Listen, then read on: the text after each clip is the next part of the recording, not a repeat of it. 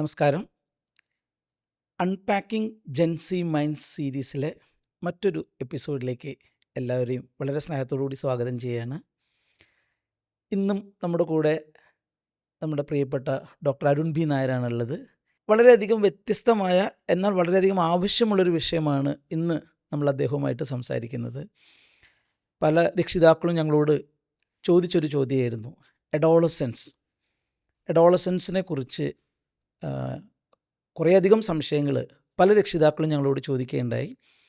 ആ സംശയങ്ങളിൽ ദൂരീകരിക്കാനും അവിടെ കുറച്ചും കൂടെ ഉൾക്കാഴ്ച നൽകാനുമാണ് ഇന്നത്തെ സെഷൻ നമ്മൾ കാര്യമായിട്ട് ഉപയോഗപ്പെടുത്താൻ ശ്രമിക്കുന്നത്.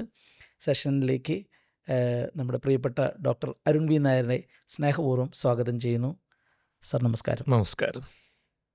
സർ, ഒരു പ്രധാനപ്പെട്ട ഒരു ഏരിയയാണ്, അല്ലെങ്കിൽ പാരൻറ്റിങ്ങിൽ വരുമ്പോൾ ഏറ്റവും കൂടുതൽ സംശയങ്ങളും ഏറ്റവും കൂടുതൽ ആശങ്കകളും ഉള്ള ഒരു ഏരിയയാണ് അഡോളസൻസ്. എല്ലാവരും പറയുന്നൊരു പ്രശ്നമാണ്, അഡോളസൻസ് വരെ കുഴപ്പമുണ്ടായില്ല, അഡോളസൻസ് മുതൽ എന്തോ കാര്യമായ തകരാറ് സംഭവിച്ചു.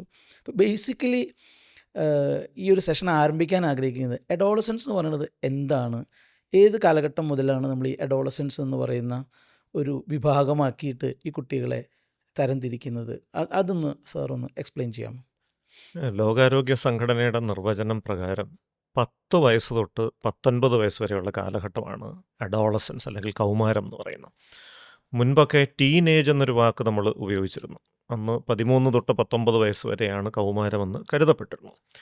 പക്ഷേ ഇന്നത്തെ കാലഘട്ടത്തിൽ കഴിഞ്ഞൊരു തലമുറയിൽ 13 വയസ്സിൽ ആരംഭിക്കുന്ന ഒരുപാട് ശാരീരികവും മാനസികവുമായിട്ടുള്ള വ്യത്യാസങ്ങൾ ഇന്നത്തെ തലമുറയിൽ 10 വയസ്സിനോ അതിനു മുൻപ് തന്നെയോ ആരംഭിക്കുന്നു. ഉദാഹരണത്തിന് ആർത്തവം, ഭക്ഷണക്രമത്തിൻ്റെ വ്യത്യാസവും ജീവിതശൈലിയുടെ വ്യത്യാസവും ഒക്കെ മൂലം 10 വയസ്സൊക്കെ ആകുമ്പോൾ തന്നെ ഇപ്പോൾ ആർത്തവം ആരംഭിക്കുന്ന ഒരു സാഹചര്യമുണ്ട്.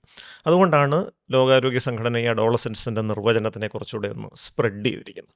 10 വയസ്സിൽ താഴെയുള്ള കാലത്തെയാണ് ബാല്യം അല്ലെങ്കിൽ ചൈൽഡ്ഹുഡ് എന്ന് പറയുന്നത്. ഇപ്പോൾ ചൈൽഡ് എന്ന് പറഞ്ഞാൽ ആരോഗ്യ സംവിധാനങ്ങളുടെ ഒരു നിർവചനപ്രകാരം 10 വയസ്സ് താഴെയാണ്. 10 തൊട്ട് 19 വയസ്സ് വരെ അഡോളസൻസ് ആണ്, കൗമാരമാണ്. ഇനി 10 മുതൽ 24 വയസ്സ് വരെ, ആ കാലഘട്ടത്തിന് മറ്റൊരു പേര് പറയും യങ് പീപ്പിൾ അല്ലെങ്കിൽ ചെറുപ്പക്കാർ എന്ന് പറയും. കാരണം 25 വയസ്സൊക്കെ ആകുമ്പോഴാണ് നമ്മുടെ തലച്ചോറിൻ്റെ മുൻഭാഗത്തുള്ള പ്രീ ഫ്രോണ്ടൽ കോർട്ടെക്സ്, നമ്മുടെ ഡിസിഷൻ മേക്കിങ്ങിൻ്റെ, തീരുമാനമെടുക്കൽ ശേഷിയുടെയും യുക്തിചിന്തയുടെയും ആസൂത്രണത്തിൻ്റെയൊക്കെ കേന്ദ്രം, അത് പൂർണ്ണമായിട്ട് വികസിക്കുന്നു. അപ്പോൾ ഈ ബാല്യകാലം കഴിഞ്ഞ് ഈ പ്രീ ഫ്രോണ്ടൽ കോർട്ടെക്സ് വികസിക്കുന്ന വരെയുള്ള ഒരു കാലഘട്ടം 10 to 24 years, ഇതിനെയാണ് യങ് പീപ്പിൾ എന്ന് പറയുന്നത്. അങ്ങനെ പറയുന്നതിനൊരു പ്രസക്തി കൂടെയുണ്ട്. കാരണം ലോകാരോഗ്യ സംഘടനയുടെ തന്നെ കണക്കുകൾ പ്രകാരം മാനസിക പെരുമാറ്റ പ്രശ്നങ്ങളിൽ 50% 14 വയസ്സിന് മുൻപ് തുടങ്ങുന്നു. ഈ പ്രശ്നങ്ങളിൽ 75% 24 വയസ്സിന് മുൻപിൽ തുടങ്ങുന്നു. അപ്പം മാനസികവും പെരുമാറ്റ സംബന്ധവുമായിട്ടുള്ള മെൻ്റൽ ആൻഡ് ബിഹേവിയറൽ ഡിസോർഡേഴ്സ് എന്ന് പറയുന്ന വിഭാഗം പ്രശ്നങ്ങളിൽ 3/4 24 വയസ്സിന് മുൻപാണ് തുടങ്ങുന്നത്. ശരിക്കും പറഞ്ഞു കഴിഞ്ഞാൽ ഒരു വ്യക്തിയുടെ മാനസിക ആരോഗ്യത്തിന് നമ്മൾ ഫോക്കസ് ചെയ്യുന്നുണ്ടെങ്കിൽ അത് ഈ ഏർലി സ്റ്റേജസ് മുതൽ നമ്മൾ തുടങ്ങേണ്ടത് അത്യാവശ്യമാണ്. തീർച്ചയായിട്ടും ഏറ്റവും നിർണായകമായ കാലഘട്ടം ഈ ആദ്യത്തെ 24 വർഷമാണ് എന്നുള്ളതാണ്. അതിൽ തന്നെ ആദ്യത്തെ 14 വർഷത്തിന് വളരെയധികം പ്രസക്തിയുണ്ട്. അതാണ് ഈ അഡോളസൻസ് എന്ന് പറയുന്ന ഈ ഒരു ആശയത്തിൻ്റെ ആരോഗ്യ സംബന്ധമായിട്ടുള്ളൊരു പ്രസക്തി. ശരിക്കും അഡോളസൻസ് എന്ന് പറയുന്ന വാക്കിൻ്റെ ഒരു നിർവചനം ഈ പ്രായത്തിന് മാത്രമാണോ അതോ വേറെ എന്തെങ്കിലും കാര്യങ്ങളോട് കണക്ട് ചെയ്തുകൊണ്ടാണോ പറയുന്നത്? ഒരുപാട് ഘടകങ്ങൾ അതിനകത്തുണ്ട്. അതിൽ പ്രത്യേകിച്ചും ഒരു വ്യക്തിയുടെ വൈകാരികവും സാമൂഹികവും ബുദ്ധിപരവുമായിട്ടുള്ളൊരു വളർച്ച, ആ വളർച്ചയിൽ ഒരുപാട് ഘടകങ്ങളുണ്ട്. അതിൽ ഏറ്റവും പ്രധാനപ്പെട്ട ഒരു കാര്യമാണ് ക്രിട്ടിക്കൽ തിങ്കിങ് അല്ലെങ്കിൽ ഗുണദോഷ യുക്തിവിചാരം എന്ന് പറയുന്നത്. നമ്മുടെ മുൻപിൽ അവതരിപ്പിക്കപ്പെടുന്ന ഒരു വിവരം 100% ശരിയാണോ, അതോ അതിൽ അർത്ഥസത്യങ്ങളുണ്ടോ, അതോ അത് പൂർണ്ണമായിട്ടും അസംബന്ധമാണോ? ഈ വിവേചന ബുദ്ധിയാണ് ഈ ക്രിട്ടിക്കൽ തിങ്കിങ് എന്ന് പറയുന്നത്. ഈ ക്രിട്ടിക്കൽ തിങ്കിങ് ഡെവലപ്പ് ചെയ്ത് തുടങ്ങുന്ന ഒരു പ്രായമാണ് അഡോളസൻസ്. അതാണ് ഇതിൻ്റെ ഒരു വലിയൊരു വിഷയം. അപ്പോൾ അത് ഞാനൊന്ന് ഒരു ഉദാഹരണം പറഞ്ഞാൽ ഒരുപക്ഷെ കുറച്ചുകൂടെ എളുപ്പം മനസ്സിലാക്കാൻ പറ്റും. ഇപ്പോൾ ഒരു 10 വയസ്സ് ഉള്ളൊരു കുട്ടി അല്ലെങ്കിൽ 9 വയസ്സുള്ളൊരു കുട്ടി, അവന് വീട്ടിൽ വന്നിരുന്ന് ഒരു പാഠഭാഗം പഠിക്കുകയാണ്. ആ പഠിക്കുന്ന സംഗതിയിൽ ഒരു വസ്തുതാപരമായ പിഴവുണ്ടെന്ന് നമുക്ക് തോന്നുന്നു. നമ്മളവനെ കറക്റ്റ് ചെയ്യാൻ ശ്രമിക്കുക. എടാ, നീ പറയുന്നത് തെറ്റാണ്, ഇങ്ങനല്ല, ശരിയായിട്ടുള്ളത് ഞാൻ പറഞ്ഞത് ഇതാണ്. എന്തായിരിക്കും മിക്കവാറും ആ കുട്ടിയുടെ ഒരു പ്രതികരണം? ഒരു 8 വയസ്സ് 9 വയസ്സുള്ള ഒരു കുട്ടിയുടെ ഒരു പ്രതികരണം. എന്നെ ടീച്ചർ സ്കൂളിൽ പഠിപ്പിച്ചതാണ്, ടീച്ചർ പഠിപ്പിച്ചത് കാര്യമാണ്. പഠിപ്പിച്ചതാണ്. My teacher is always right, അതെ അതെ അല്ലേ? എന്നാൽ ഇതേ കുട്ടി ഒരു 14 വയസ്സായി കഴിയുമ്പോൾ ടീച്ചർ ക്ലാസ്സിൽ പഠിപ്പിച്ച സാധനം ഗൂഗിളിലും ചാറ്റ് GPT-ലും ഒക്കെ നോക്കി അതിലെന്തെങ്കിലുമൊക്കെ കുറ്റം കണ്ടുപിടിച്ച് പിറ്റേ ദിവസം അങ്ങോട്ട് പോയി ടീച്ചറിൻ്റെ അടുത്ത് തർക്കിക്കാനും സംശയങ്ങൾ ചോദിക്കാനും. ശ്രമിച്ചെന്നിരിക്കും. അതെ അതെ അപ്പോൾ ഇതാണ് ഈ ക്രിട്ടിക്കൽ തിങ്കിങ് എന്ന് പറയുന്നത്. ഇപ്പം പണ്ടൊക്കെ നാട്ടുമ്പുറത്ത് ഞങ്ങളുടെയൊക്കെ നാട്ടിൽ കള്ളം പറഞ്ഞാൽ കണ്ണുപൊട്ടും എന്നൊക്കെ പറയുമായിരുന്നു. അപ്പം അത് നമ്മൾ സത്യം പറയാൻ വേണ്ടി കുട്ടികളെ ഒന്ന് ഭയപ്പെടുത്തി കണ്ടീഷൻ ചെയ്യാൻ വേണ്ടിയിട്ടുള്ളൊരു പഴഞ്ചൊല്ലായിരുന്നു. അപ്പോൾ നമ്മളൊക്കെ അത് ശരിയാണെന്ന് വിശ്വസിച്ച് നടന്നു ഒരുപാട് നാൾ. അപ്പോൾ ആരെങ്കിലും കള്ളം പറഞ്ഞാൽ ദാ അവൻ കള്ളം പറഞ്ഞു, ഇനി നോക്കിക്കോ. കുറച്ച് കഴിഞ്ഞപ്പോഴേ കണ്ണ് പൊട്ടും എന്നുള്ള സംഗതി മാറിയിട്ട് കള്ളം പറഞ്ഞപ്പോൾ അവൻ്റെ അമ്മയ്ക്ക് അസുഖം വന്നു, അവൻ്റെ സഹോദരനെ വണ്ടി ഇടിച്ചു, ഇങ്ങനത്തെ രീതിയിലുള്ളൊരു സംഗതികളായി. ഇമോഷണലി എങ്ങനെ ഹൂക്ക് ചെയ്യാൻ പറ്റുമോ അതുപോലെ അങ്ങനെ ചെയ്യും. ആ രീതി. പക്ഷേ അത് ഒരു പ്രായം കഴിഞ്ഞപ്പോൾ നമുക്ക് മനസ്സിലായി ഈ പറഞ്ഞൊന്നും വസ്തുതാപരമായിട്ട് ശരിയല്ല. ഒരു പക്ഷേ ചിലപ്പം വീട്ടുകാർ തന്നെ കള്ളം പറയാൻ പ്രേരിപ്പിച്ചിട്ടുണ്ടാവും ഒരു കുട്ടിയെ. ഇപ്പോൾ ഒരു ഞായറാഴ്ച ദിവസം അച്ഛന് വിശ്രമിക്കണം. അച്ഛൻ കുട്ടിയുടെ അടുത്ത് പറയുകയാണ്, ഇന്ന് ആരെങ്കിലും വന്ന് എന്നെ അന്വേഷിച്ചാൽ ഞാനിവിടെ ഇല്ലെന്ന് പറഞ്ഞേക്കണം. അപ്പോൾ കുട്ടി വളരെ മനപ്രയാസത്തോടെ, അയ്യോ കള്ളം പറഞ്ഞാൽ അച്ഛൻ്റെ കണ്ണ് പൊട്ടും, എൻ്റെയും കണ്ണ് പൊട്ടും. പക്ഷേ ആരോ വന്ന് കഥകിൽ തട്ടുന്നു, അച്ഛൻ നിർദ്ദേശിച്ചനുസരിച്ച് പറയുകയാണ് ഇന്ന് അച്ഛൻ ഇവിടെ ഇല്ല എന്ന് പറയുമ്പോൾ അച്ഛൻ്റെ കണ്ണും പൊട്ടുന്നില്ല, കുട്ടിയുടെ കണ്ണും പൊട്ടുന്നില്ല, കുട്ടിക്കൊരു തിരിച്ചറിവ് വരികയാണ്. അപ്പോൾ ഈ ഒരു സംഗതിയാണ് ഈ നമ്മുടെ മുൻപിൽ ഒരു അവതരിപ്പിക്കുന്ന ഒരു വിഷയം ഒരുപക്ഷേ ചില സതുദ്ദേശത്തോടെ ആയിരിക്കാമെങ്കിൽ പോലും വസ്തുതാപരമായിട്ടത് വാസ്തവമല്ല എന്ന് തിരിച്ചറിയുന്ന ഒരു കാലഘട്ടമാണ് ഈ കൗമാരം. അപ്പോൾ ഇത് വരുമ്പോൾ സ്വാഭാവികമായിട്ട് സംഭവിക്കുന്ന എതിർപ്പുകൾ വരും, അല്ലേ? ഒരു കൊച്ചുകുട്ടിയുടെ അടുത്ത് അങ്ങോട്ട് പോകരുത് എന്ന് പറഞ്ഞാൽ പോകാതെ അനുസരിച്ചിരിക്കുന്നൊരു കുട്ടി എന്താ പോയാൽ കുഴപ്പം, ഞാൻ അങ്ങോട്ട് പോയാൽ എന്താ കുഴപ്പം പറ്റുന്നു എന്ന് ചോദിക്കാൻ തുടങ്ങും. അപ്പോൾ എതിർ ശബ്ദങ്ങൾ ഉയർന്നു വരുമ്പോൾ സ്വാഭാവികമായിട്ടും മാതാപിതാക്കൾക്ക് അതൊരു അസ്വസ്ഥത വരും, റാഷണൽ തിങ്കിങ് കുട്ടിയിൽ രൂപപ്പെട്ടു വരികയാണ്. കാരണം കാര്യകാരണ ബന്ധം, അല്ലേ? ലോജിക്ക്, യുക്തിചിന്ത.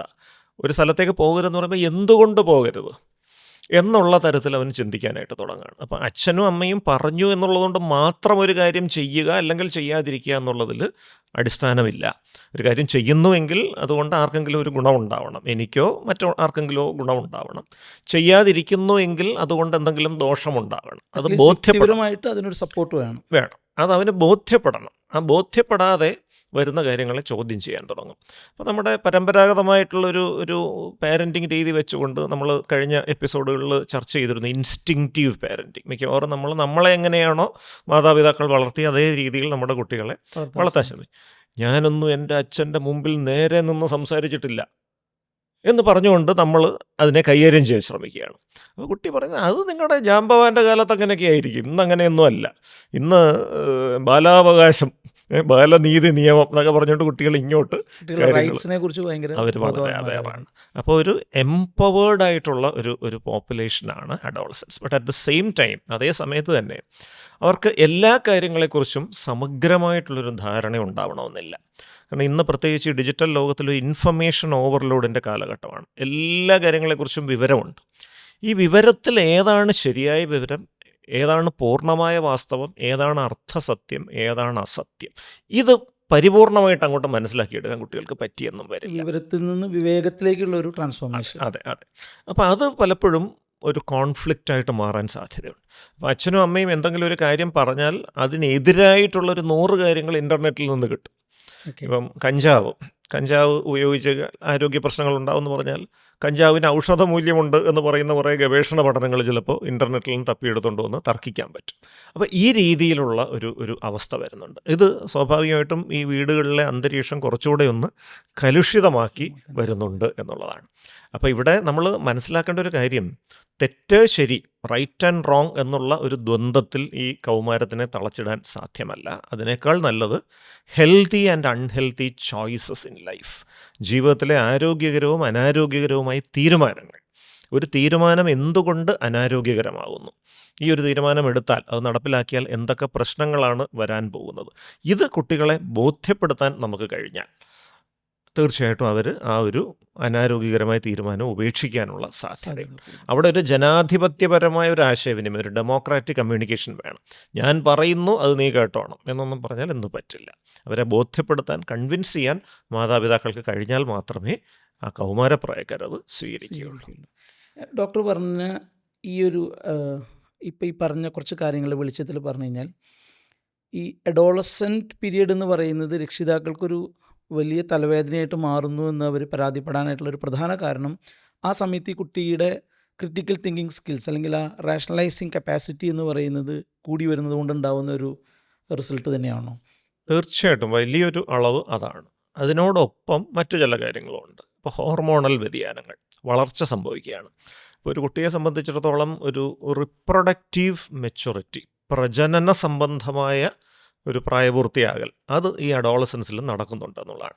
ഇപ്പോൾ ഒരു പെൺകുട്ടിയെ സംബന്ധിച്ചുള്ള ആർത്തവം വരാൻ തുടങ്ങുന്നത് മുതൽ അവൾ ഗർഭധാരണത്തിന് പ്രാപ്തയായ ഒരു ഹ്യൂമൻ ബീയിങ് ആയിട്ട് മാറിക്കഴിഞ്ഞിരിക്കുകയാണ്.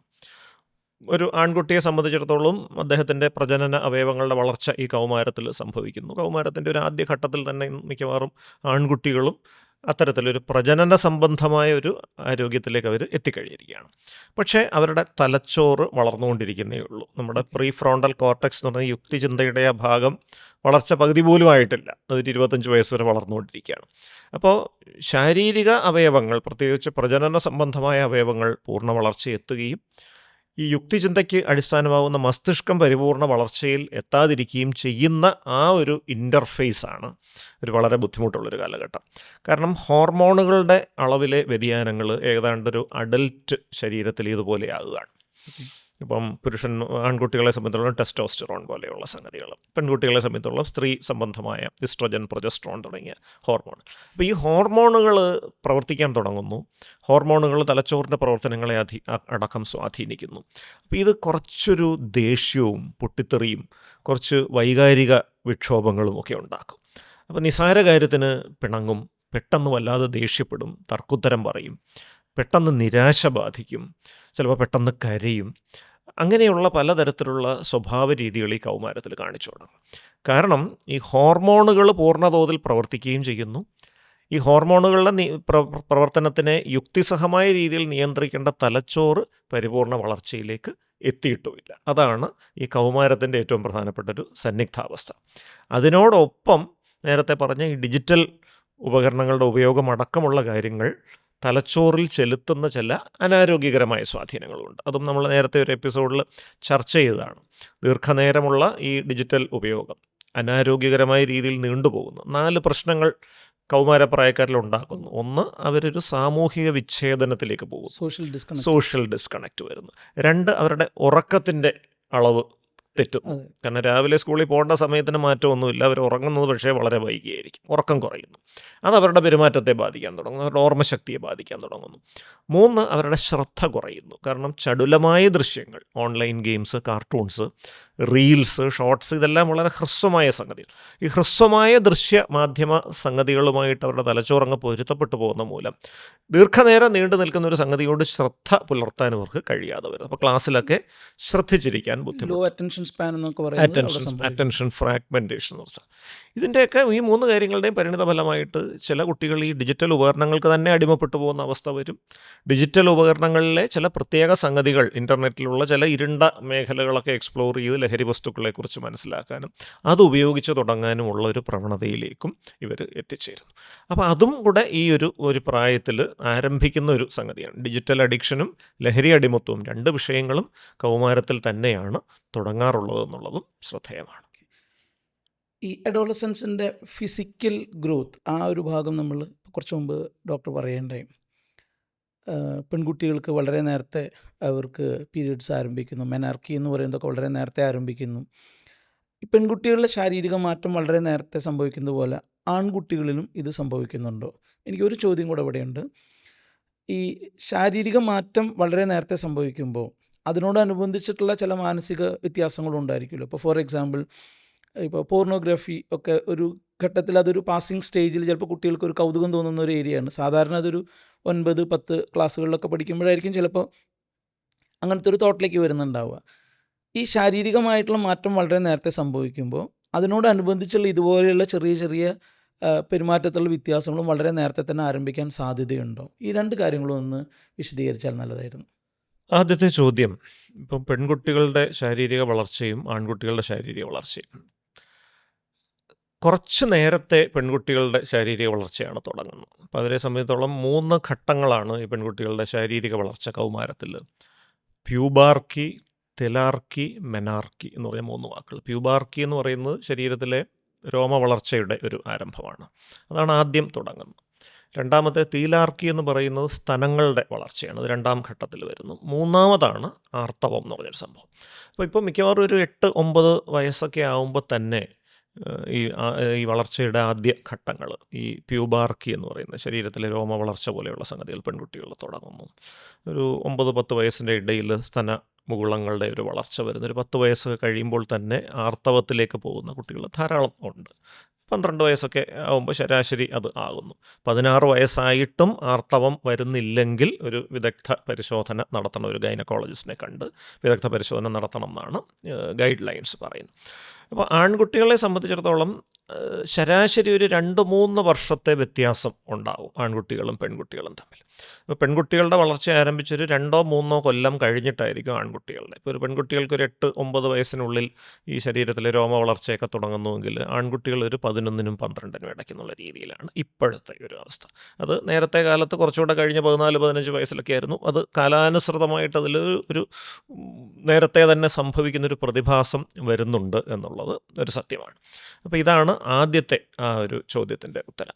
രണ്ടാമത്തേത് ഇതുമായി ബന്ധപ്പെട്ടിട്ടുള്ള വൈകാരിക വിഷയങ്ങളാണ്. അപ്പം പോർണോഗ്രാഫി പോലെയുള്ള കാര്യങ്ങളിൽ ഒരു കൗതുകം തോന്നുക എന്നുള്ളത് സ്വാഭാവികമായിട്ടും ഈ പ്രായത്തിൽ ഞാൻ നേരത്തെ സൂചിപ്പിച്ച പോലെ ഈ ഹോർമോണുകളുടെ അളവ് കൂടുമ്പോൾ ഒരു വൈകാരിക ഉത്തേജനം, ലൈംഗിക ഉത്തേജനം അടക്കമുള്ള കാര്യങ്ങൾക്ക് സാധ്യതയുണ്ട്. പക്ഷേ അതിനെ നമ്മൾ നിയന്ത്രിച്ച് നിർത്തുന്നത് നേരത്തെ പറഞ്ഞ പ്രീഫ്രോണ്ടൽ കോർട്ടെക്സ് ആണ്. ആ പ്രീഫ്രോണ്ടൽ കോർട്ടെക്സ് നമ്മുടെ ആത്മനിയന്ത്രണത്തിൻ്റെ കേന്ദ്രമാണ്. തലച്ചോറിൻ്റെ പാർശ്വഫലങ്ങളിലുള്ള പരൈറ്റൽ ലോബ് എന്നൊരു സംഗതിയുണ്ട്. അത് ഈ വൈകാരിക ഉത്തേജനത്തിനെ പ്രോത്സാഹിപ്പിക്കുന്ന, അതിൻ്റെ പുറത്ത് പ്രവർത്തിക്കാൻ പ്രേരിപ്പിക്കുന്നൊരു സംഗതിയാണ്. അപ്പോൾ ഈ പരൈറ്റൽ ലോബിൻ്റെ വളർച്ച നടന്നു കഴിഞ്ഞു, ഹോർമോണുകളുടെ വളർച്ചയും സംഭവിക്കുന്നു. അപ്പോൾ വകതിരിവോടുകൂടി ഈ ഒരു സംഗതിയെ ഉപയോഗിക്കണം എന്ന് നമ്മളെ ബോധ്യപ്പെടുത്തുന്ന പ്രീഫ്രോണ്ടൽ കോർട്ടെക്സ് പൂർണ്ണമായിട്ട് വളർന്നിട്ടുമില്ല.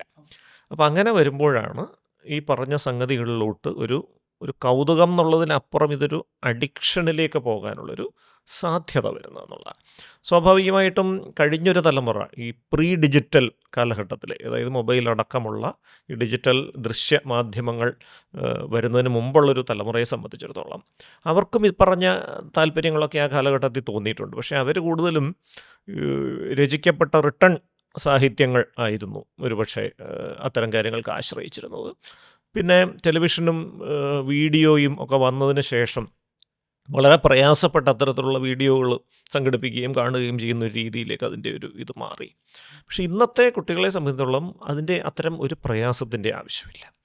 ഒന്നാമത്തെ കാര്യം, എല്ലാം വിഷ്വൽ ഡിവൈസസ് എല്ലാവരുടെയും കയ്യിലുണ്ട്.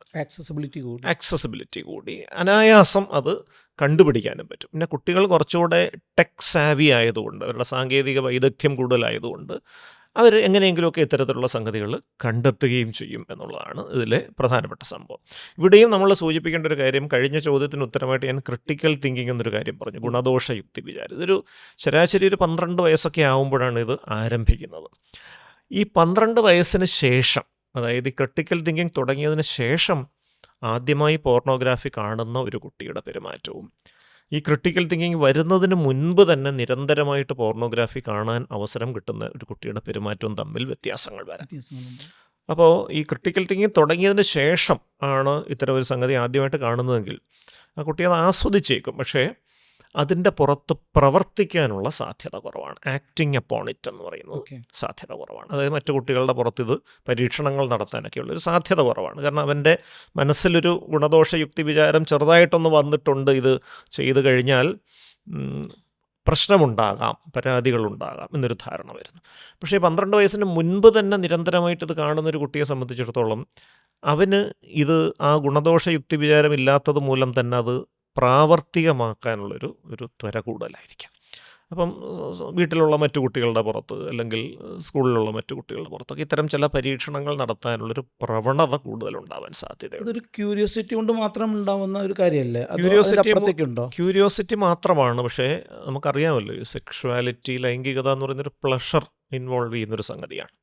അപ്പോൾ അതിൽ നിന്ന് എന്തെങ്കിലും തരത്തിലുള്ളൊരു പ്ലഷർ ലഭിക്കുമ്പോൾ അത് വീണ്ടും ആവർത്തിക്കാനുള്ളൊരു പ്രവണതയും അതൊരുപക്ഷെ അതൊരു അഡിക്ഷൻ രൂപത്തിലേക്ക് അത് മാറാനും അത് ആ കുട്ടിയുടെയും മറ്റു കുട്ടികളുടെയും ഒക്കെ ജീവിതത്തെ ബാധിക്കാനും ഉള്ളൊരു സാധ്യതയുണ്ട്. അതുകൊണ്ടൊരു രക്ഷിതാവെന്നുള്ള നിലയിൽ ഈ ക്രിട്ടിക്കൽ തിങ്കിങ് ഡെവലപ്പ് ചെയ്യുന്നൊരു 12 വയസ്സിന് മുൻപ് കുട്ടികൾ ഒരു കാരണവശാലും ഇത്തരം പോർണോഗ്രാഫിക് മെറ്റീരിയൽ ആക്സസ് ചെയ്യാതിരിക്കാൻ വേണ്ട ജാഗ്രത പുലർത്തേണ്ടത് പരമപ്രധാനമാണ്. അത് മാതാപിതാക്കൾ പൊതുവെ പറയും അങ്ങനെയൊന്നും അവന് കാണാൻ സാധ്യതയൊന്നുമില്ല.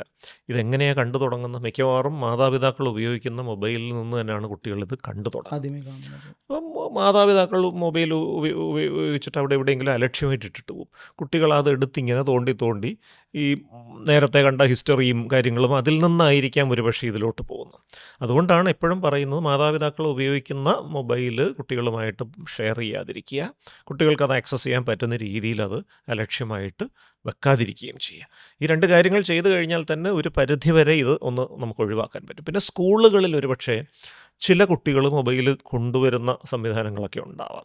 അവർ കൊണ്ടുവന്നിട്ട് മറ്റു കുട്ടികൾക്ക് കാണിച്ചു കൊടുക്കുക. അങ്ങനെ ഒരു അറിവ് കുട്ടികൾക്ക് കിട്ടുകയും അതിൽ നിന്ന് ഇതൊരു ഒരു പ്രവണതയായിട്ട് വരികയും ചെയ്യാനുള്ളൊരു സാധ്യതയുണ്ട്. അപ്പോൾ അത് എല്ലാ വീടുകളിലും മാതാപിതാക്കൾ ഇത്തരം കാര്യങ്ങൾ ജാഗ്രത പുലർത്തുകയാണ് ഒന്നാമത്തെ പടി. 2 സ്കൂളുകളിലും ഇതിൻ്റെ ഒരു ജാഗ്രത ഉണ്ടാകേണ്ടത് ആവശ്യമാണ്. പിന്നെ ഇതിനോടൊപ്പം മറ്റൊരു കാര്യം കൂടെ ഉണ്ട്. ഈ കൗമാരത്തിൽ പ്രത്യേകിച്ച് പെൺകുട്ടികളിൽ അവർക്ക് ആർത്തവമൊക്കെ തുടങ്ങിയതിന് ശേഷം കുറച്ച് വൈകാരിക ബുദ്ധിമുട്ടുകൾ വരാൻ സാധ്യതയുണ്ട്. അപ്പോൾ അതും ഈ കൗമാരത്തിലെ പെരുമാറ്റ പ്രശ്നങ്ങൾ ചോദ്യമായതുകൊണ്ട് അതും കൂടെ ഒന്ന് പറയാമെന്ന് കരുതുന്നു. പ്രത്യേകിച്ചും ഈ ആർത്തവം ആദ്യം വരുന്ന സമയത്ത് ഈ ആർത്തവത്തിന് തൊട്ട് മുൻപുള്ള ഒരാഴ്ചക്കാലം കുറച്ചധികം ബുദ്ധിമുട്ടുകൾ മിക്കവാറും പെൺകുട്ടികൾക്ക് ഉണ്ടാവാം.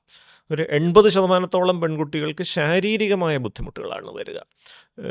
വയറ്റുവേദന, ഛർദ്ദിക്കാനുള്ള തോന്നൽ, തലവേദന, ക്ഷീണം. അപ്പം അത് മിക്കവാറും ഒക്കെ അത് പ്രത്യേകിച്ച് വലിയ ചികിത്സയോ ഇടപെടലോ ഒന്നും ഇല്ലാതെ ഏതാനും ചില ആർത്തവ ചക്രങ്ങൾ കഴിയുമ്പോൾ അതുമായിട്ടങ്ങ് പൊരുത്തപ്പെടും.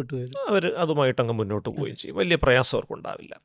ചെറിയൊരു ശതമാനം പെൺകുട്ടികൾക്ക് വളരെ തീവ്രമായ ശാരീരിക ലക്ഷണങ്ങൾ വരും. വളരെ ഭയങ്കരമായ ഛർദി, തലചുറ്റൽ, വളരെ കഠിനമായ വയറ്റുവേദന, വല്ലാത്ത ബുദ്ധിമുട്ട്, ക്ലാസ്സുകളൊക്കെ മിസ് ചെയ്യുന്ന അവസ്ഥ വരെ വരാൻ സാധ്യത. അപ്പോൾ പ്രീ മെൻസ്ട്രുവൽ സിൻഡ്രോം അല്ലെങ്കിൽ PMS, ആർത്തവപൂർവ്വ ലക്ഷണൈക്യം എന്നാണ് ഇതിന് പറയുന്നത്. അപ്പോൾ ഇതിന് പലപ്പോഴും ചെറിയ മരുന്നുകളോ അങ്ങനത്തെ കാര്യങ്ങളൊക്കെ കൊടുത്തിട്ട് ആ ബുദ്ധിമുട്ടൊന്ന് തരണം ചെയ്യാൻ അവരെ ഒന്ന് സഹായിക്കേണ്ടി വരും. ആർത്തവം ആരംഭിച്ച് തുടങ്ങുന്നതോടുകൂടി ഇതങ്ങ് മാറുകയും ചെയ്യും. പിന്നീട് അവർ തീർത്തും സാധാരണ നിലയിലാവുകയും ചെയ്യും. ഒരു 8% പെൺകുട്ടികളിൽ ഇതൊരു പടി കൂടെ കൂടുതലായിട്ട് ചില പെരുമാറ്റ പ്രശ്നങ്ങളിലേക്ക് നയിക്കാറുണ്ട്. ഉറക്കം നഷ്ടപ്പെടുക, വല്ലാത്ത സങ്കടം, ആൾക്കാരെ ഫേസ് ചെയ്യാനേ പറ്റുന്നില്ല, സൗണ്ട് കേൾക്കുമ്പോൾ വല്ലാത്ത അസഹിഷ്ണുത, ഇപ്പോൾ TV ഒച്ചത്തിൽ വെക്കുകയോ കതവ് വലിച്ചടയ്ക്കുകയോ ഒച്ചത്തിൽ പേര് വിളിക്കുകയോ. ഇപ്പോൾ ക്ലാസ്സിലൊക്കെ ചെന്നിരിക്കുമ്പോൾ ഈ അധ്യാപകർ പഠിപ്പിക്കുന്നത് കേൾക്കുമ്പോൾ തന്നെ വല്ലാത്തൊരു അസ്വസ്ഥത വരും, പെട്ടെന്ന് കരച്ചിൽ വരും, പെട്ടെന്ന് ദേഷ്യം വരും, ആൾക്കാരെ ഫേസ് ചെയ്യാൻ തന്നെ തോന്നുന്നില്ല, ഭക്ഷണം കഴിക്കാൻ തോന്നുന്നില്ല, ഉറങ്ങുന്നില്ല. ഇത് ഒരാഴ്ച കാലം നീണ്ടു നിൽക്കും. ഈ ആർത്തവം വരുന്ന ദിവസം അല്ലെ അതിൻ്റെ അടുത്ത ദിവസത്തോടെ സ്വിച്ച് ഇട്ടതുപോലെ ഇതങ്ങ് നിൽക്കുകയും ചെയ്യും. പക്ഷേ ഈ ഒരു 7-8 ദിവസം കഠിനമായ മാനസിക പ്രയാസമായിരിക്കും ഈ കുട്ടികൾ അനുഭവിക്കുന്നത്. ഇതിനെയാണ് ആർത്തവപൂർവ്വ വിഷാദം അല്ലെങ്കിൽ പ്രീ മെൻസ്ട്രുവൽ ഡിസ്ഫോറിക് ഡിസോർഡർ എന്ന് പറയുന്നത്. അപ്പോൾ ഇതുള്ള കുട്ടികൾക്ക് അവരുടെ മൂഡിൽ അത് വളരെ പ്രകടമായിട്ടത് കാണും. അവർ സാധാരണ ശാന്ത സ്വഭാവമുള്ള കുട്ടി ഈ പറയുന്ന ദിവസങ്ങളിൽ കുറച്ച് ദേഷ്യപ്പെടും, കൂടുതൽ തർക്കിക്കും, മാതാപിതാക്കൾ എന്തെങ്കിലും കാര്യം പറയുമ്പോഴത്തേക്ക് എതിർക്കും, എന്നെ ഒന്ന് ശല്യപ്പെടുത്താതെ പൊയ്ക്കൂടെ എന്നൊക്കെ ഇങ്ങനെ ചോദിക്കും. ചിലപ്പോൾ ഒരു അനുസരണക്കേടായിട്ട് തെറ്റിദ്ധരിക്കാൻ സാധ്യത കൂടുതലാണ്. അപ്പോൾ അതുകൊണ്ട് പെൺകുട്ടികളുടെ കാര്യത്തിൽ ഈ ഒരു കാര്യം കൂടെ മാതാപിതാക്കൾ ശ്രദ്ധിക്കണം. ഈ ആർത്തവത്തിന് തൊട്ട് മുൻപുള്ള ഒരു 7-8 ദിവസം ഇങ്ങനത്തെ പെരുമാറ്റ വ്യത്യാസങ്ങൾ വരുന്നു. ആർത്തവം ആരംഭിക്കുന്നതോടുകൂടി അത് മാറുകയും ചെയ്യുന്നുവെങ്കിൽ അത് ശരീരത്തിലെ ഹോർമോണൽ വ്യതിയാനങ്ങൾ തലച്ചോറിലെ രാസഘടനയെ സ്വാധീനിക്കുന്ന മൂലം വരുന്ന പ്രീ മെൻസ്ട്രുവൽ ഡിസ്ഫോറിക് ഡിസോർഡറാണ്. ആർത്തവപൂർവ്വ വിഷാദരോഗമെന്ന അവസ്ഥയാണ്. അല്ലാതെ അനുസരണക്കേടോ ബോധപൂർവമായി കാണിക്കുന്ന നിഷേധമോ അല്ല. ആ ദിവസങ്ങളിൽ കാര്യമായൊരു മാനസിക പിന്തുണ വേണം. അവരെ പ്രകോപിപ്പിക്കാതിരിക്കുക, അത് വളരെ പ്രധാനമാണ്. അവർക്ക് കഴിയുന്നത്ര വിശ്രമത്തിനുള്ള അവസരങ്ങൾ കൊടുക്കുക, നല്ല ഭക്ഷണം കൊടുക്കുക, വ്യായാമത്തിനുള്ള സാഹചര്യങ്ങൾ ഒരുക്കുക, കാപ്പിയും ചായയും പോലെ കഫീനുള്ള പദാർത്ഥങ്ങൾ കുറയ്ക്കുക, പഴവർഗ്ഗങ്ങൾ കൂടുതലായിട്ട് കൊടുക്കുക, അങ്ങനെയുള്ള കാര്യങ്ങളാണ്. ജങ്ക് ഫുഡ് കുറയ്ക്കുക. ഇങ്ങനത്തെ കുറച്ച് കാര്യങ്ങൾ ചെയ്യുമ്പോൾ തന്നെ ഇതിന് നല്ലൊരു മാറ്റം വരും. ചെറിയ ഒരു ശതമാനം ആളുകൾക്ക് ഇതൊക്കെ ചെയ്ത് കഴിഞ്ഞാലും തീവ്രമായ വിഷാദ ലക്ഷണങ്ങൾ, ഒട്ടും ഉറക്കമില്ല, രാവിലെ സ്കൂളിൽ പോകാനേ പറ്റുന്നില്ല, അങ്ങനത്തെ ഒരു അവസ്ഥ വരാം. അത്തരം കുട്ടികൾക്ക് തീർച്ചയായിട്ടും ഒരു സൈക്യാട്രിസ്റ്റിനെ കണ്ട് ചെറിയൊരു മെഡിക്കൽ ഹെൽപ്പ് കിട്ടിക്കഴിഞ്ഞാൽ അനായാസം വളരെ എളുപ്പം ഇതങ്ങ് മാറിപ്പോവുകയും ആ പറയുന്ന ദിവസങ്ങളിൽ തന്നെ ഒരു കുഴപ്പമില്ലാതെ സ്കൂളിൽ പോകാൻ സാധിക്കുകയും ചെയ്യും. ഇവിടെ 2 കാര്യങ്ങളായിരുന്നു ഡോക്ടർ അത് പറഞ്ഞത് വളരെ ഉപകാരപ്പെട്ടു. കാരണം പല രക്ഷിതാക്കളും പറയുന്ന ഒരു സ്റ്റേറ്റ്മെൻറ്റാണ്, ഇത് അവളുടെ അടവാണ്. അങ്ങ് പെട്ടെന്ന് അങ്ങോട്ട് കയറുന്നു, കാര്യങ്ങൾ നടക്കണില്ല എന്ന് കാണുമ്പോൾ ഒരു 4 ദിവസം കഴിയുമ്പോഴത്തേനും അവൾ തന്നെത്താൻ ഒതുങ്ങുന്നുണ്ട്. ഒരു പക്ഷേ ഈ ഒരു പ്രീമെൻസ്ട്രൽ ഡിസ്ഫോറിക് ഡിസോർഡർ എന്ന് പറയുന്ന ഒരു കാര്യം പലരുടെയും ശ്രദ്ധയിൽ പെടാത്തത് കൊണ്ടായിരിക്കാം. ഈ രണ്ടാമത്തെ ഒരു കാര്യം എന്ന് പറയുന്നത്, ഇതിന് ചെറിയൊരു സൈക്കാട്രിക് ഹെൽപ്പ് എടുക്കേണ്ടി വരുമെന്ന് പറഞ്ഞല്ലോ. അതൊരു ദൂരവ്യാപകമായിട്ടുള്ള എന്തെങ്കിലും പ്രശ്നങ്ങൾ പിന്നീട് ഉണ്ടാക്കാൻ സാധ്യതയുണ്ടോ? പല ആളുകൾക്കും ഈ സൈക്യാട്രി എന്ന് പറയുന്നത് ഇപ്പോഴും ഒരു സോഷ്യൽ ടാബു ആയിട്ട് മാറി നിൽക്കുക. അയ്യോ, ഇത്ര ചെറുപ്പത്തിലെ ഇപ്പോൾ ഈ കുട്ടി 4ാം ക്ലാസ്സിലോ 5ലോ ഒക്കെ പഠിക്കുമ്പോൾ മുതിരുന്നു, ആ സമയത്ത് തന്നെ ഇങ്ങനത്തെ ചെറിയ പ്രശ്നങ്ങളൊക്കെ ഉണ്ടാകുന്നുണ്ടെങ്കിൽ അയ്യോ, ഈ സമയത്ത് തന്നെ ഒരു സൈക്യാട്രിക് ഹെൽപ്പൊക്കെ എടുത്തു കഴിഞ്ഞാൽ പിന്നീട് അത് ആ കുഞ്ഞിൻ്റെ ജീവിതത്തിനെ ബാധിക്കുമോ എന്നുള്ളൊരു പേടി പലർക്കും ഉണ്ട്. അവിടെ ഒന്ന് അതിൻ്റെ ഒരു പോസിബിലിറ്റീസും അതുകൊണ്ടുള്ള ഗുണങ്ങളും ദോഷങ്ങളും ഒക്കെ ഒന്ന് സാർ ഒന്ന് വിശദീകരിച്ചാൽ നല്ലതായിരിക്കും. നമ്മുടെ ഈ മാനസികാരോഗ്യ ചികിത്സയെക്കുറിച്ച് സമൂഹത്തിൽ നിലനിൽക്കുന്ന നിരവധി തെറ്റിദ്ധാരണകളിൽ ഒരു സംഗതി മാത്രമാണ് അത്. അപ്പോൾ ഇവിടെ ഇന്നത്തെ കാലത്ത് നമ്മൾ രോഗചികിത്സയെക്കുറിച്ചൊക്കെ പറയുമ്പോൾ ക്വാളിറ്റി ഓഫ് ലൈഫ്, ജീവിതത്തിൻ്റെ ഗുണനിലവാരം അത് മെച്ചപ്പെടുത്തുക എന്നുള്ളത് ആരോഗ്യ സംവിധാനങ്ങളുടെ ഒരു പ്രധാന ദൗത്യമായിട്ട് പറയുന്നുണ്ട്. അപ്പോൾ ഇത് പല സ്ഥലങ്ങളിലും ഈ ഒരു പ്രശ്നമുണ്ട്. ഇപ്പം വേദന, ഒരാൾ വേദന എടുത്തു കഴിഞ്ഞാൽ അവന് വേദന സഹിക്കാൻ ഒട്ടും കഴിവില്ല, ദുർബലനാണ് എന്ന് പറയുന്ന ഒരു മനോഭാവം നമ്മുടെ സമൂഹത്തിലുണ്ട്. ഇപ്പം കാലൊടിഞ്ഞ ഒരു മനുഷ്യൻ കിടന്ന് നിലവിളിക്കുകയാണ്, അവൻ്റെ വേദന അവനെ അറിയും. അത് എങ്ങനെയെങ്കിലും ആ വേദന കുറയ്ക്കുക എന്നുള്ളതാണ് അവിടെ ആദ്യം ചെയ്യേണ്ട ഒരു ആരോഗ്യ സംരക്ഷണവും. അതുതന്നെയാണ് ബന്ധുക്കൾ ഇടപെടേണ്ട ഒരു കാര്യവും. ഫസ്റ്റ് ഇൻ്റർവെൻഷൻ അതാണ്. അതെ. പക്ഷെ അത് അവൻ ദുർബലനാണ്, അതുകൊണ്ടാണ് അവൻ കരയുന്നത് എന്നുള്ളത് നമ്മൾ നേരത്തെ ഒരു എപ്പിസോഡിൽ പറഞ്ഞ പോലെ ഈ വിഷലിപ്ത പൗരുഷം, ടോക്സിക് മാസ്കുലൈനിറ്റിയുടെ മറ്റൊരു ലക്ഷണമാണ്. അതുപോലെ ഉറക്കക്കുറവ് അതൊന്നും ശ്രദ്ധിക്കേണ്ട കാര്യമൊന്നുമില്ല. അത് 2 പാട്ട് കേട്ട് നന്നായിട്ട് പ്രാർത്ഥിച്ചാൽ ഉറക്കം ശരിയാവും. വേറെ ഒന്നും ചെയ്യേണ്ട കാര്യമില്ല. മനുഷ്യൻ്റെ ജീവിതത്തെ ഏറ്റവും കൂടുതൽ ബാധിക്കുന്ന 2 വിഷയങ്ങളാണ്, ഒന്നീ പറഞ്ഞ ഉറക്കവും 2 വേദനയും. അപ്പോൾ ഇത് രണ്ടും അത് പരിഹരിച്ചു കൊടുക്കുക എന്നുള്ളത് പരമപ്രധാനമായിട്ടുള്ള ഒരു മാനുഷിക ധർമ്മമാണ് എന്നുള്ളതാണ് ഏറ്റവും നന്നായിട്ട് മനസ്സിലാക്കണം. കാരണം ഈ ഉറക്കാതിരിക്കും തോറും തലച്ചോറിന് സ്ട്രെയിൻ കൂടുകയാണ്. അത് വൈകാരിക പ്രശ്നങ്ങൾ, പെരുമാറ്റ പ്രശ്നങ്ങൾ കൂടാൻ കാരണമാകുന്നു. ഓർമ്മക്കുറവടക്കമുള്ള പ്രശ്നങ്ങൾ വന്നിട്ട് പഠനത്തെ അധികം ദോഷകരമായി ബാധിക്കാനും സാധ്യതയുണ്ട്. അതുകൊണ്ട് തന്നെ തീർച്ചയായിട്ടും ഇത് ഞാൻ നേരത്തെ സൂചിപ്പിച്ച പോലെ ആദ്യം കുറച്ച് ലൈഫ് സ്റ്റൈൽ മോഡിഫിക്കേഷൻസ് ആണ്. അതായത് ശാന്തമായ അന്തരീക്ഷം കൊടുക്കുക, പ്രകോപിപ്പിക്കാതിരിക്കുക, ഉറങ്ങാനുള്ള ഒരു ശാന്തമായ സംവിധാനം കൊടുക്കുക, ഈ ഡിജിറ്റൽ സ്ക്രീൻ ഡിവൈസസ് അടക്കമുള്ള കാര്യങ്ങളൊന്ന് റെസ്ട്രിക്റ്റ് ചെയ്യുക, ഭക്ഷണം ക്രമീകരിക്കുക, അതിൽ ചായ, കാപ്പി, ജങ്ക് ഫുഡ് തുടങ്ങിയ കാര്യങ്ങളൊക്കെ ഒന്ന് ഒഴിവാക്കുക, എക്സർസൈസ് ചെയ്യാനുള്ള സംവിധാനങ്ങൾ. ഇത്രയും ചെയ്തിട്ടും മാറുന്നില്ലെങ്കിൽ അതിൻ്റെ അർത്ഥം അത് കുറച്ച് ഗൗരവമുള്ള തീവ്രതയുള്ള സംഗതിയാണ്. പിന്നീട് ആ കുട്ടിയെ സഫർ ചെയ്യാൻ നമ്മൾ വിടണോ? അതാണ് ചോദ്യം. ഉത്തരം വ്യക്തമാണ്. സഫർ ചെയ്യാൻ വിടാൻ പാടില്ല, അത് മനുഷ്യാവകാശ ലംഘനം തന്നെയാണ്. അത്തരം സന്ദർഭങ്ങളിൽ ഒരു ട്രീറ്റ്മെൻറ്റ് എടുക്കുക തന്നെ ചെയ്യണം. ട്രീറ്റ്മെൻറ്റ് എടുത്താൽ വേഗം അത് മാറ്റം വരും. ഉറക്കം നന്നായിട്ട് കിട്ടാൻ തുടങ്ങും, അവരുടെ ടെൻഷൻ കുറയും, അവരുടെ വിഷമമൊക്കെ കുറയും. വളരെ വേഗം തന്നെ അതിലൊരു മാറ്റം വരും എന്നുള്ളതുകൊണ്ട് തന്നെ അതിൻ്റെ ക്വാളിറ്റി ഓഫ് ലൈഫ് ഇമ്പ്രൂവ് ചെയ്യും. അത് നന്നായി ഉറങ്ങുമ്പോൾ തന്നെ അതിൻ്റെ ഓർമ്മശക്തി അടക്കമുള്ള കാര്യങ്ങൾ മെച്ചപ്പെടുകയും പഠനത്തിൽ കൂടുതൽ താല്പര്യം പുലർത്തുകയും ചെയ്യും. മാത്രമല്ല, ഇപ്പോൾ ഇങ്ങനൊരു കുട്ടിയെ നിർബന്ധിച്ച് സ്കൂളിൽ വിട്ടുവന്നിരിക്കട്ടെ, സ്കൂളിൽ പോയി അത് ടീച്ചർമാരോടും സഹപാഠികളോടും വഴക്കിടുന്നു. ഇത് പലപ്പോഴും ഈ ക്ലാസ്സിലുള്ള ആൺകുട്ടികൾ ഈ പാറ്റേൺ മനസ്സിലാക്കും, എന്നിട്ട് അവർ ഈ കുട്ടിയെ കളിയാക്കുന്നൊരവസ്ഥ വരും. അപ്പോൾ ഇങ്ങനെ ഈ കുട്ടി ദേഷ്യപ്പെടുമ്പോൾ അവൾക്ക് സമയമായി എന്ന് പറഞ്ഞുകൊണ്ട്, സമയം എന്നുള്ളത് കുറച്ചുകൂടെ പ്രത്യേക തരത്തിലുള്ള പദപ്രയോഗങ്ങളൊക്കെയാണ് ഉപയോഗിക്കുന്നത്, അത് പറഞ്ഞുകൊണ്ട് ഒരു കളിയാക്കലിനും കൂടെ അവിടുന്ന് വിധേയം ആകുന്ന ഒരു അവസ്ഥ വരും. അഡീഷണൽ ട്രോമ വരികയാണ്. അപ്പോൾ ഒന്നാമതേ പ്രയാസപ്പെട്ട് മാനസികമായിട്ട് ബുദ്ധിമുട്ടിരിക്കുന്ന ഒരു പെൺകുട്ടിക്ക് ഈ ഒരു കളിയാക്കലും കൂടെ കേൾക്കേണ്ടി വരുമ്പോഴത്തേക്ക് കൂടുതൽ ബുദ്ധിമുട്ടുണ്ടാകും.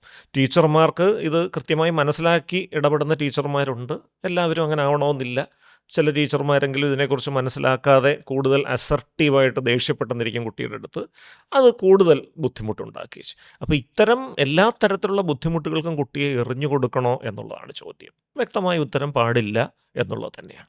പിന്നെ ഈ ചികിത്സ എടുത്തതുകൊണ്ടുള്ള പാർശ്വഫലങ്ങൾ അല്ലെങ്കിൽ പ്രത്യാഘാതങ്ങൾ, നമ്മൾ നേരത്തെ പറഞ്ഞതുപോലെ തന്നെ ഏതൊരു അസുഖത്തിൻ്റെ ചികിത്സ എടുക്കുമ്പോഴും ഉള്ളതുപോലെയുള്ള പ്രത്യാഘാതങ്ങളും പാർശ്വഫലങ്ങളും മാത്രമേ മാനസിക രോഗ ചികിത്സയ്ക്കുള്ളൂ. ഇപ്പോൾ വിഷാദരോഗത്തിൻ്റെ ചികിത്സയ്ക്ക് ഉപയോഗിക്കുന്ന പുതിയ മരുന്നുകൾ ശരിക്കും പറഞ്ഞാൽ ശാരീരിക പ്രശ്നങ്ങൾക്ക് ചികിത്സയ്ക്ക് ഉപയോഗിക്കുന്ന മരുന്നുകളേക്കാൾ സുരക്ഷിതമാണ്.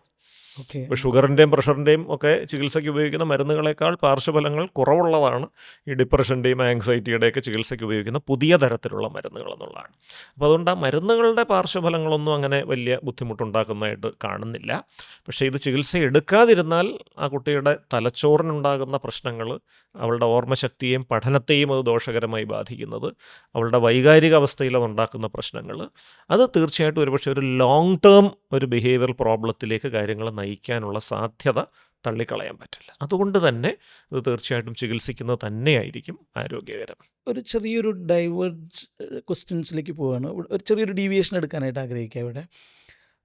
ഒന്ന്, ഇങ്ങനെ ഉണ്ടാവുന്നൊരു കുട്ടീനെ ആദ്യം കാണിക്കേണ്ടത് ഒരു സൈക്കോളജിസ്റ്റിനെയാണോ അതൊരു സൈക്യാട്രിസ്റ്റിനെയാണോ? ഇതാണ് ആദ്യത്തെ ഒരു ചോദ്യം. പലർക്കും ഇത് തമ്മിലുള്ളൊരു വ്യത്യാസം മനസ്സിലാവാതെ പോകുന്നു എന്ന് തോന്നാറുണ്ട്. പലരും സൈക്കോളജിസ്റ്റിനെയാണ് ആദ്യം കാണിക്കേണ്ടത്, അല്ലെങ്കിൽ ചിലർ പറയും ആദ്യം സൈക്യാട്രിസ്റ്റിനെയാണ് കാണിക്കേണ്ടത്. അപ്പോൾ അവിടെ ഒന്ന് പേരൻസിനൊരു ഗൈഡൻസ് കൊടുക്കാൻ സാധിച്ചാൽ നല്ലതായിരിക്കും തോന്നുന്നു. രണ്ടാമതൊരു പ്രധാനപ്പെട്ട കാര്യം, അത് ഈ ഉറക്കത്തിനെ സംബന്ധിച്ചിട്ടുള്ളതാണ്. ഇതും പൊതുവേ കേൾക്കുന്ന അല്ലെങ്കിൽ രക്ഷിതാക്കളുടെ ഒരു ആശങ്കയാണ്. മരുന്ന് കഴിച്ചിട്ട് ഉറങ്ങിക്കഴിഞ്ഞാൽ ആ ഉറക്കം ശരിയാവില്ല, പിന്നെ മരുന്ന് കഴിക്കാതെ ഒരിക്കലും ഉറങ്ങാൻ പറ്റില്ല, അതുകൊണ്ട് ഉറക്കത്തിനുള്ള മരുന്ന് കഴിക്കുന്നത് സൂക്ഷിച്ചു വേണമെന്ന് പല രക്ഷിതാക്കളും പറയുന്നത് കേട്ടിട്ടുണ്ട്. പൊതുവിൽ അങ്ങനെ ഒരു ധാരണയുണ്ടോ എന്നൊരു സംശയമുണ്ട്. ഈ രണ്ട് ഭാഗത്തും ഡോക്ടറുടെ ഒരു ഗൈഡൻസ് എന്തായിരിക്കും? ആദ്യം നമ്മൾ മെൻ്റൽ ഹെൽത്ത് പ്രൊഫഷണൽസ് എന്ന് പറയുന്ന ഒരു വാക്കുണ്ട്. ഇത് നമ്മുടെ പാർലമെൻറ്റ് പാസ്സാക്കിയ മെൻ്റൽ ഹെൽത്ത് കെയർ ആക്ട് 2017 എന്ന് പറയുന്ന നിയമത്തിൽ നിർവചിച്ചിട്ടുള്ളതാണ്. അപ്പോൾ അതിൽ മെൻ്റൽ ഹെൽത്ത് പ്രൊഫഷണൽസായിട്ട് 4 വിഭാഗം ആളുകളെ കൃത്യമായിട്ട്. ഒന്ന് സൈക്യാട്രിസ്റ്റാണ്. സൈക്യാട്രിസ്റ്റ് ഒരു മെഡിക്കൽ ഡോക്ടറാണ്. MBBS കഴിഞ്ഞിട്ട് MD എന്ന് പറയുന്ന ഒരു സൈക്യാട്രി വിഭാഗത്തിൽ MD അല്ലെങ്കിൽ DPM അല്ലെങ്കിൽ DNB, ഹയർ സ്റ്റഡീസ് കഴിഞ്ഞിട്ടുള്ള. അപ്പോൾ ഈ സൈക്യാട്രിസ്റ്റിന് മരുന്നുകൾ എഴുതാൻ ക്വാളിഫൈഡ് ആണ്. ഒരു മെഡിക്കൽ ഡോക്ടർ തന്നെയാണ്. ശാരീരിക ആരോഗ്യ പ്രശ്നങ്ങളെക്കുറിച്ചും പരിശീലനം ലഭിച്ചിട്ടുള്ള അറിവുള്ള ആൾ തന്നെയാണ്. 2, സൈക്കോതെറാപ്പി എന്ന് പറഞ്ഞാൽ മനഃശാസ്ത്ര ചികിത്സകൾ ചെയ്യാൻ അവർ പ്രാവീണ്യമുള്ളവരാണ്. സാമൂഹികമായിട്ടുള്ള സോഷ്യൽ ഇൻ്റർവെൻഷൻസ് ആ മേഖലയും പഠിച്ചിട്ടുള്ളവരാണ്. ഈ 3 കാര്യങ്ങളും ചെയ്യാൻ അവർക്ക് സാധിക്കും. 2, ക്ലിനിക്കൽ സൈക്കോളജിസ്റ്റ് എന്ന് പറയുന്നത് MSc അല്ലെങ്കിൽ MA സൈക്കോളജി കഴിഞ്ഞിട്ട് MPhil medical and social psychology എന്ന് പറഞ്ഞൊരു കോഴ്സ് കഴിഞ്ഞവരാണ്. ഇന്നിപ്പോൾ MSc ക്ലിനിക്കൽ സൈക്കോളജി എന്ന് പറയുന്ന കോഴ്സുകൾ തന്നെ വന്നിട്ടുണ്ട്.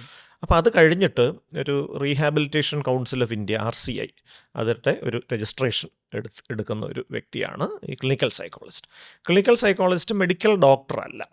അവർ പക്ഷേ ഈ സൈക്കോതെറാപ്പി മനഃശാസ്ത്ര ചികിത്സകൾ നടത്തുക, ടെസ്റ്റുകൾ, IQ ടെസ്റ്റുകൾ, അങ്ങനെയുള്ള ടെസ്റ്റുകൾ നടത്തുക, അത്തരം സംഗതികളിൽ പ്രാവീണ്യമുള്ള വ്യക്തികളാണ്. 3ാമത്തേത് സൈക്യാട്രിക് സോഷ്യൽ വർക്കർ, PSW എന്ന് പറയും.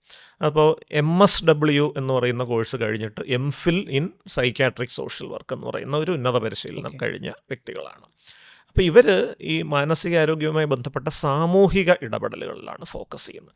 അപ്പോൾ കുടുംബാംഗങ്ങൾക്കുള്ള പരിശീലനങ്ങൾ, അവരുടെ പുനരധിവാസം, അങ്ങനെയുള്ള കുറേയധികം സാമൂഹ്യ വശങ്ങളുണ്ട്. അതാണ് അവർ ഫോക്കസ് ചെയ്യുന്നത്. അപ്പോൾ ഇതാണ് പിന്നെ 4ാമത് സൈക്യാട്രിക് നേഴ്സാണ് 4ാമത്തെ. അതും നമ്മൾ പരാമർശിക്കാൻ മറന്നുപോകാൻ പാടില്ല. ഇപ്പം BSc നഴ്സിംഗ് കഴിഞ്ഞിട്ട് MSc സൈക്യാട്രിക് നഴ്സിംഗ് ഉണ്ട്. അത് ഒരു സൈക്യാട്രിക് മാനസികാരോഗ്യ പ്രശ്നമുള്ളൊരു വ്യക്തിയുടെ ചികിത്സയുമായി ബന്ധപ്പെട്ടിട്ടുള്ള സൂക്ഷ്മമായിട്ടുള്ള ഉന്നത പഠനം നടത്തിയിട്ടുള്ള നഴ്സിംഗ് വിഭാഗത്തിൽപ്പെട്ട ആൾക്കാരാണ്. ഈ 4 ആൾക്കാരാണ് മെൻ്റൽ ഹെൽത്ത് പ്രൊഫഷണൽസ്. ഇപ്പോൾ ഇവിടെ ഈ പറഞ്ഞ ഒരു പ്രീമെൻസ്ട്രുവൽ ബുദ്ധിമുട്ട് വരുന്നുവെങ്കിൽ, ലഘുവായ തോതിലുള്ളൊരു പ്രശ്നമാണെങ്കിൽ തീർച്ചയായിട്ടും ഇതൊരു ക്ലിനിക്കൽ സൈക്കോളജിസ്റ്റ് അവർക്ക് അത് കണ്ടിട്ട് അവർക്ക് മനഃശാസ്ത്ര ചികിത്സകൾ വഴി അത് ഒന്ന് പരിഹരിക്കാനായിട്ട് ശ്രമിക്കാവുന്നതാണ്. എന്നാൽ തീവ്രമായ ലക്ഷണങ്ങളുണ്ട് എങ്കിൽ തീർച്ചയായിട്ടും ഇതൊരു സൈക്യാട്രിസ്റ്റ് തന്നെ കാണേണ്ടതായിട്ടുണ്ട്. കാരണം തീവ്രമായിട്ടുള്ള ലക്ഷണങ്ങൾ എന്ന് പറയുമ്പോൾ ഒട്ടും ഉറക്കമില്ലാത്ത അവസ്ഥ, തീരെ ഉറങ്ങുന്നേയില്ല. 2, കഠിനമായ സങ്കടം, അത് ആൾക്കാരോട് സംസാരിക്കാൻ പോലും പറ്റുന്നില്ല, ആ രീതിയിലുള്ളൊരു ഒരു സങ്കടാവസ്ഥ അനിയന്ത്രിതമായ അവസ്ഥ അവസ്ഥ. അല്ലേ? 3 ആത്മഹത്യാ പ്രവണത, സൂയിസൈഡൽ ടെൻഡൻസി. ഡെഫിനറ്റ്ലി സൈക്യാട്രിസ്റ്റ് കാണേണ്ട ഒരു സംഗതിയാണ്. 4 സ്വയം മുറിവേൽപ്പിക്കുകയോ മറ്റുള്ളവരെ മുറിവേൽപ്പിക്കുകയോ ചെയ്യുന്ന തരത്തിലുള്ള പെരുമാറ്റം. 5 അനിയന്ത്രിതമായ ദേഷ്യം, സാധനങ്ങൾ തല്ലിപ്പൊട്ടിക്കുന്നു, ആൾക്കാരെ ആക്രമിക്കുന്നു, അങ്ങനത്തെ രീതിയിലുള്ള സംഗതി. ഇത്തരം സന്ദർഭങ്ങളിൽ തീർച്ചയായിട്ടും ഒരു സൈക്യാട്രിസ്റ്റ് കാണുന്നതാണ് നല്ലത്. കാരണം ഇത്തരം സന്ദർഭങ്ങളിൽ മിക്കവാറും മരുന്നിൻ്റെ സഹായം കൂടെ മനഃശാസ്ത്ര ചികിത്സകളോടൊപ്പം വേണ്ടി വരും. അപ്പോൾ ഇതാണ് അതിൻ്റെ ഒരു വ്യത്യാസം എന്നുള്ളത്. അപ്പോൾ ഇതിൽ ഒറ്റ കാര്യമേ ഉള്ളൂ.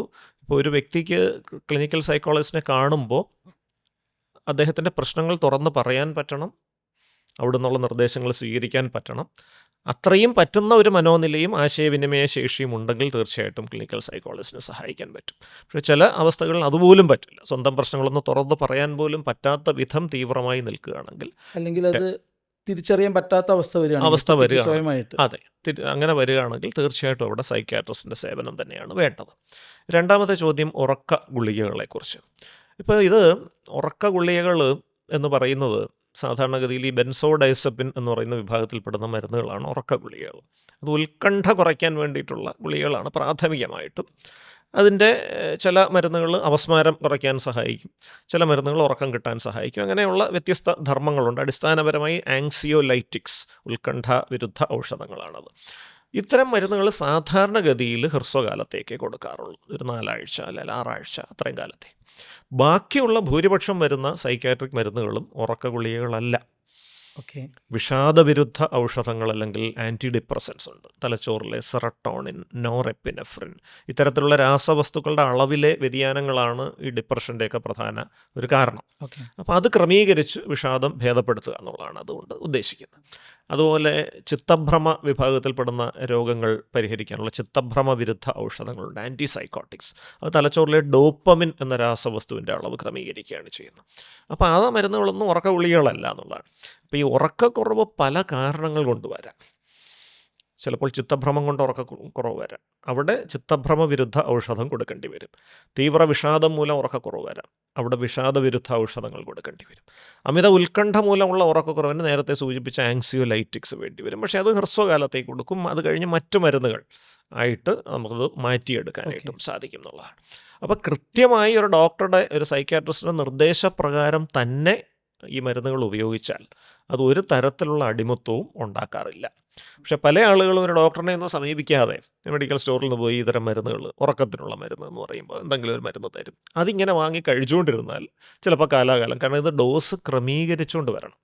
ഒരേ ഡോസ് കാലാകാലം കഴിക്കുക എന്നുള്ളതല്ല ഈ മരുന്നുകൾ, ടേപ്പർ ഡൗൺ ചെയ്തുകൊണ്ട് വരേണ്ടി വരും. അത് ചെയ്താൽ നമുക്ക് ഈ മരുന്നുകൾ ഒഴിവാക്കിയിട്ട് സുഖമായിട്ട് ജീവിക്കാം. അപ്പോൾ ഈ പറഞ്ഞ ഇതേ പ്രശ്നം വേദന സംഹാരികളുടെ കാര്യത്തിലും ഉണ്ട്. ഇപ്പോൾ വേദന വരുന്നു, പലരും മെഡിക്കൽ സ്റ്റോറിൽ പോയി വേദന സംഹാരി വാങ്ങി കഴിച്ച് അവസാനം അതില്ലാതെ പറ്റാത്ത അവസ്ഥ വരും. മാത്രമല്ല വേദന സംഹാരികൾക്ക് ഈ പറഞ്ഞ സൈക്യാട്രിക് മരുന്നുകളെക്കാൾ എത്രയോ കൂടുതൽ പാർശ്വഫലങ്ങളുണ്ട്. അപ്പോൾ അത് ആ ഒരു പ്രശ്നത്തിലേക്ക് പോവുകയും ചെയ്യും. അപ്പോൾ ഏത് സാധനവും അടിമത്വം ഉണ്ടാക്കാം, അത് കൃത്യമായ രീതിയിലല്ല ഉപയോഗിക്കുന്നതെങ്കിൽ. മൊബൈൽ ഫോൺ വരെ അടിമത്വം ഉണ്ടാക്കും നമ്മൾ കാണും.